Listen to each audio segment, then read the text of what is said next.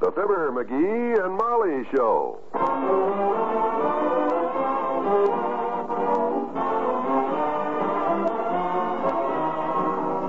Every weekday at this time, NBC brings you Fibber McGee and Molly transcribed.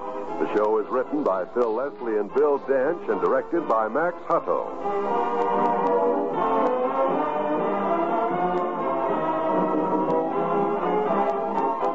We'll join Fibber and Molly in just a moment. Most of us have lived in the United States of America all our lives.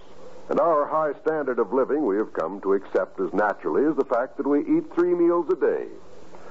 That standard, if we stop to think about it, has largely been the result of one talent: our ability to produce more than any other country in the world. Production and plenty of it has also done more than give us a high standard of living. What are we driving at? Just this. We don't want to lose our accustomed standard of living. We also don't want to lose that freedom which we've fought for and cherished ever since we became a nation. We're threatened once again, and we mean to make ourselves so strong that any aggressor will think twice before attacking us. So, what do we do now? We work harder and longer at our jobs so that we can produce enough to build our strength against aggression, and at the same time maintain the high standard of living which has made our country the fine place to live in that it is. The better we produce, the stronger we grow. That's the American economic system.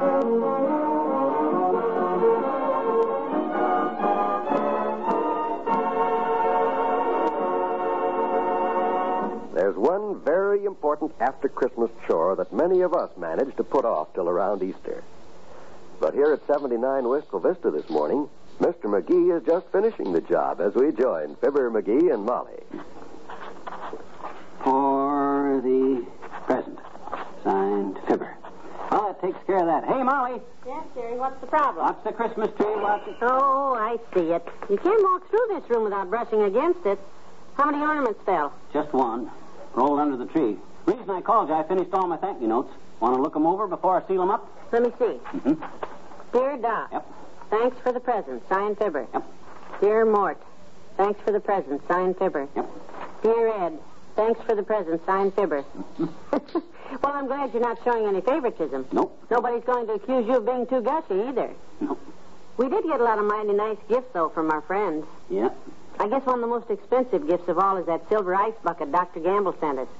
That's a handsome thing. Yeah? You like ice buckets? It's not any handsomer than that mantel clock we gave him, though. He broke even. It was a novel-looking clock, all right. I'll say it was. I bet there's not another guy in town that's got a miniature plastic pirate ship with a clock in the side and a crow's nest on it that the crow pops out like a cuckoo and caws the hour. Where'd you ever find that, anyhow? Punch board at the Elks Club. I was there the day it come in. Punched the whole board. 500 punches at a nickel apiece. Ah, that's my boy. Always in there punching. Yeah, man.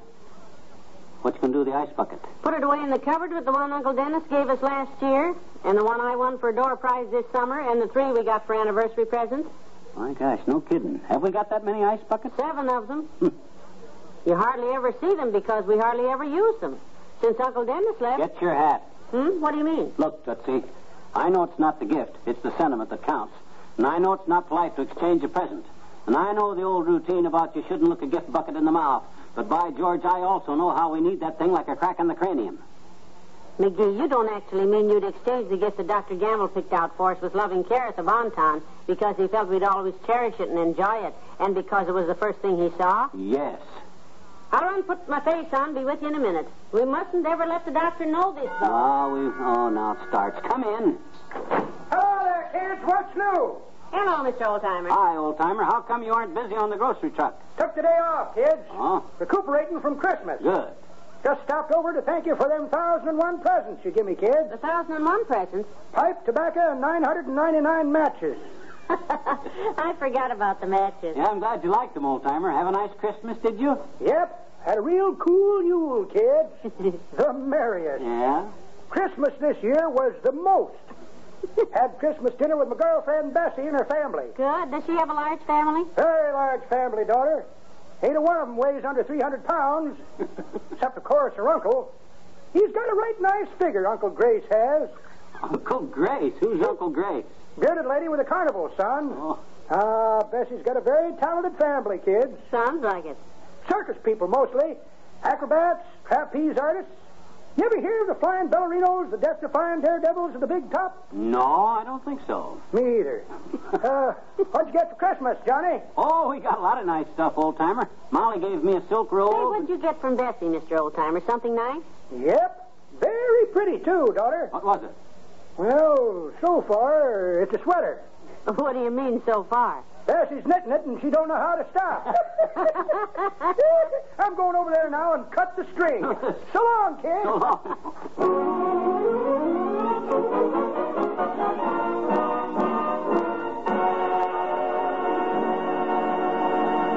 Back to Wistful Vista in a minute. One of the outstanding characteristics of a democracy is the right of each individual to worship according to his conscience and his beliefs. The churches of America symbolize the belief of many that through community worship we can gain the moral strength and courage to lead a good life. They symbolize the important role which religion has played in the shaping of our nation. Each day, thousands turn to their religious leaders for personal guidance and for material help. Without religion, many of these people would have nowhere to turn in their hour of need.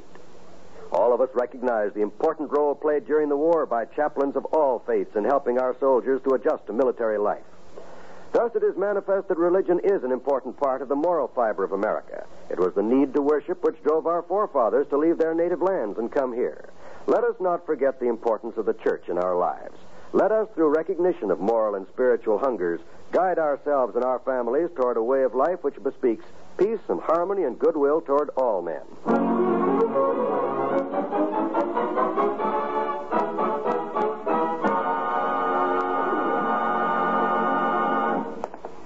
I can't help feeling a little guilty about this, McGee. Ah, pata. People didn't make mistakes on Christmas presents. They wouldn't have exchange desks at the Bonton. Come on. Heavenly days, will you look how empty this place is? Yeah. Everybody's flat broke after Christmas, kiddo. My goodness, that very aisle over there is where it took me 22 minutes to find my way to the glove counter just as they sold the last pair. Yeah? Must have been exciting.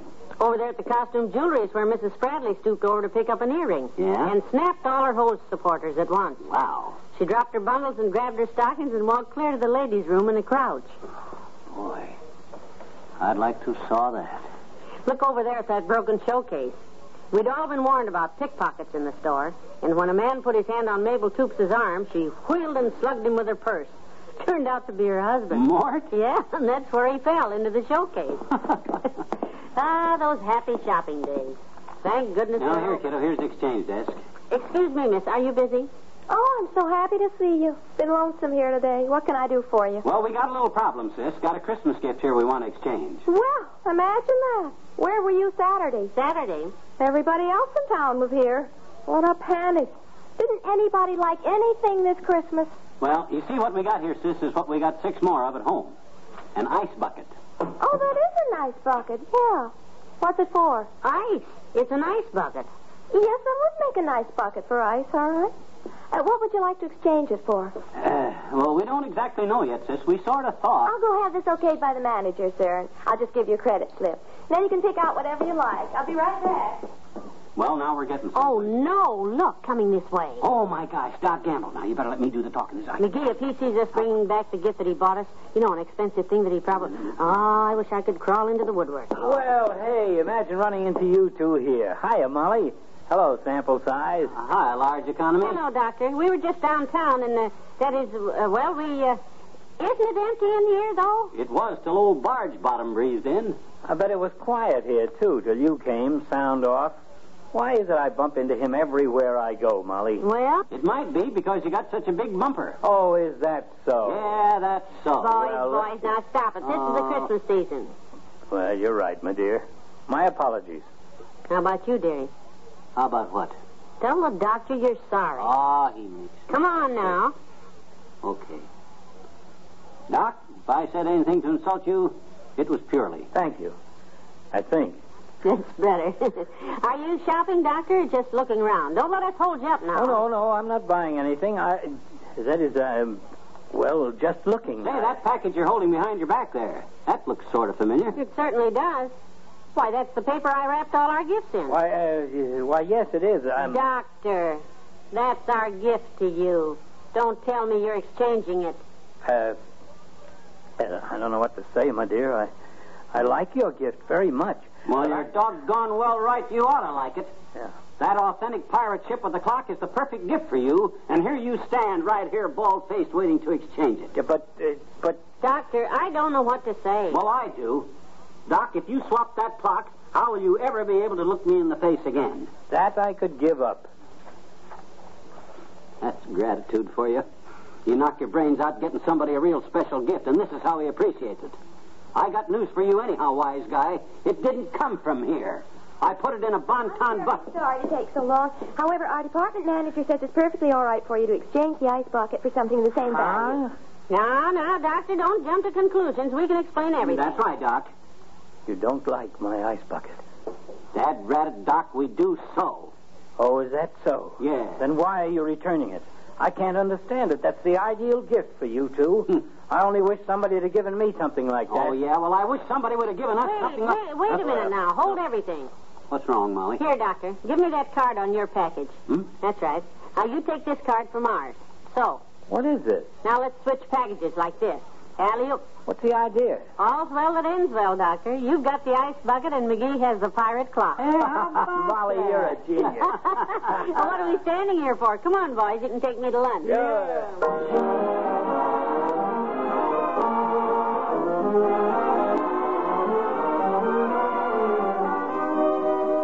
Fibber and Molly will be right back. I'd like to take just a moment here to remind you about some of the wonderful radio listening you'll hear tomorrow on this same NBC station. Mystery and adventure are high on the list tomorrow when Jack Webb stars as Sergeant Joe Friday on Dragnet, the true story of your police force in action. From crime to punishment, Dragnet is true. From beginning to end, Dragnet is exciting, thrill-filled radio entertainment. Be sure to hear it tomorrow. The same night, you can hear Frank Sinatra starring as Rocky Fortune on the NBC radio network. Rocky Fortune is a footloose and fancy-free young man who just can't seem to hold a job. But that's good because it makes Rocky's programs varied and intriguing. Be sure to listen tomorrow as Frank Sinatra stars as Rocky Fortune. And you'll hear Frank on another quarter-hour program of songs tomorrow, too. Along with Dinah Shore, Frank fills the airwaves with melodic listening each Tuesday and Friday evening. Listen to the programs of Dinah Shore and Frank Sinatra for the best in musical entertainment Tuesdays and Fridays on the NBC Radio Network.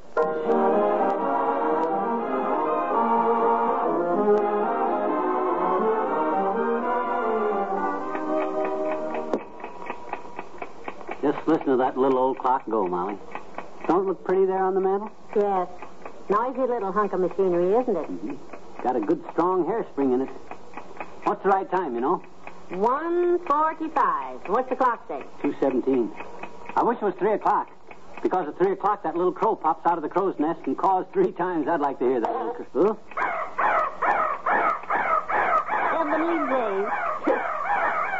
Oh, gosh, it must be stuffed. Stop it. Here, I'll throw a towel over it. I'll have to fix it. Good night. Good night, all.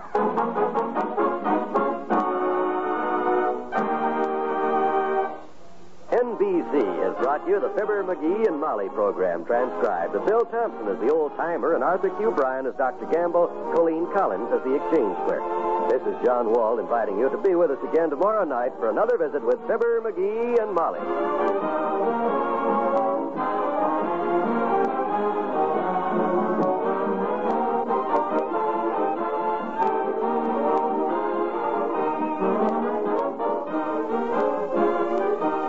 Brighten your kitchen all day with the music and drama on the NBC Radio Network.